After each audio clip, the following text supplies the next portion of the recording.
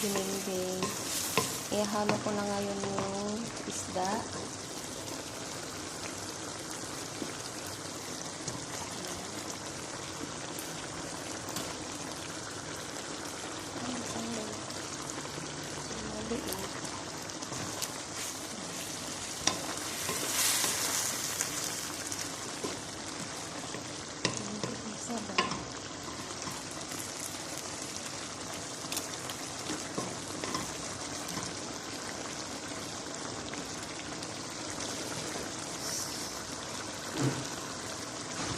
Ayan, open na natin.